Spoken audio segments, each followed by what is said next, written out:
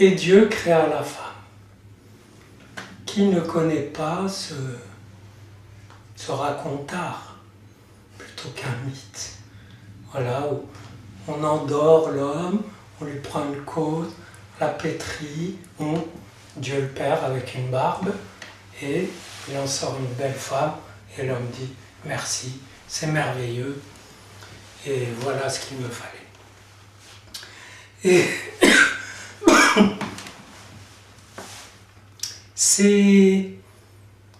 ça fait partie, ça illustre la manière dont on réduit le texte biblique à des clichés, des bondieuseries, bref, mais en même temps ça le conserve, parce que le texte, lui, il reste, il traverse le temps.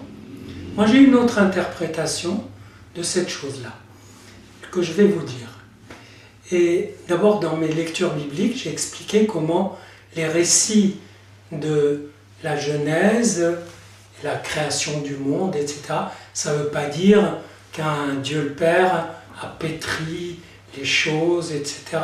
Ça veut dire que tout était là, et en même temps, il fallait tout introduire dans un ordre symbolique, dans le champ de la parole. Il fallait l'introduire à un commencement. C'est pour ça que le livre commence par « au commencement », avec l'idée de commencement. Ça commence. C'est comme si on disait, les enfants, à partir de maintenant, ça va compter. Vous voyez? Et donc, c'est ça la création. C'est quand ça commence. Et donc, revenons à cette idée, quand on lit bien le texte, et on s'aperçoit que, d'abord, c'est pas l'homme, c'est l'humain. L'humain était en proie à ses pulsions. Imaginez, le masculin et le féminin étaient emmêlés érotiquement, pulsionnellement, etc. Et puis, soudain, il s'est passé quelque chose. Il y a eu un rêve. Un rêve que l'autre, le partenaire, serait vraiment un autre, et pas simplement un instrument de ma jouissance. C'est pas simplement deux trucs qui s'emboîtent. Ça serait un autre, et en même temps semblable. Et ce que suggère le texte, c'est que de cet emmêlement érotique de l'humain, sexuellement différencié, avec une différence sexuée, mais pas avec une vraie différence sexuelle, où on a affaire à de l'autre semblable. Eh bien, semblable et différent. Eh bien, de cet emmêlement, la première qui émerge du rêve de l'homme, c'est la femme.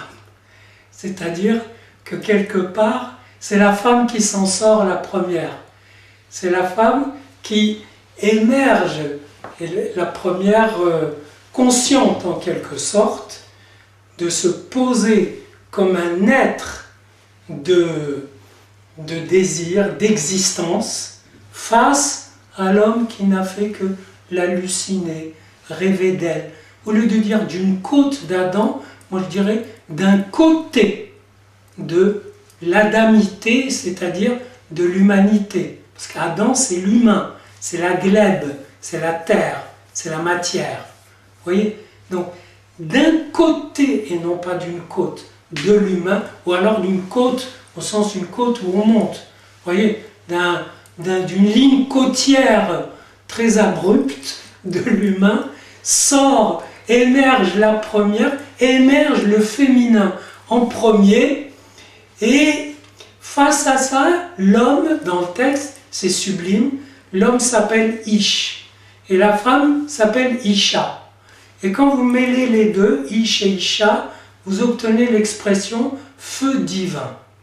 Ça veut dire que l'homme et la femme, en tant qu'ils sont réunis sexuellement, mettent en jeu, mettent en acte un feu divin. Le feu divin du désir qui les relie. Autrement dit, on voit où intervient le Créateur. Le Créateur, c'est le feu divin qui fait se rencontrer un homme et une femme, non pas simplement comme des partenaires d'une partie mécanique, quoi, même érotique, mais comme des partenaires d'un partage d'existence où chacun donne à l'autre et ravive chez l'autre son manque à être. Et donc tous les deux sont des fragments du feu divin, mais avec priorité à la femme, au féminin, qui s'en sort le premier. Et j'ai trouvé que, bon, ça m'est venu pendant que j'expliquais des passages de la Bible à certains, parce que j'écris le deuxième tome de ces lectures bibliques, et j'ai trouvé que c'était très moderne comme vision, de dire, ben voilà, c'est le féminin en tant que il suscite le désir de l'homme, le désir conscient. Parce que si l'homme bande, c'est quand même parce qu'il y a une femme devant. Et elle peut être très belle, etc. S'il n'y a pas un petit peu d'amour à symboliser, alors ça ne se passe pas. Le feu divin, le joint ne s'allume pas entre les deux. Autrement dit, même des gens qui font l'amour comme ça lors d'une rencontre, en réalité, au-dessus d'eux, plane cette scène où un homme et une femme se rencontrent pour, je dirais, invoquer le feu divin de l'amour qui pourrait les faire se rejoindre. On peut le dire plus concrètement. Un type et une femme se rencontrent, il y a de la jouissance s'ils font l'amour, mais ça ne marchera pas plus d'une fois ou deux ou trois si il n'y a pas vraiment l'étincelle d'une rencontre, s'il n'y a pas quelque chose qui, au-dessus de cette jouissance et incluant cette jouissance, implique la rencontre. Et ce feu, d'ailleurs on dit que c'est une étincelle. Cette étincelle, c'est un éclat du fameux feu divin, qui n'est autre que le feu de l'être. Parce que l'écriture feu divin, Ish Isha, c'est aussi le feu de l'être. C'est-à-dire quand l'être qui est froid s'allume et que vous existez.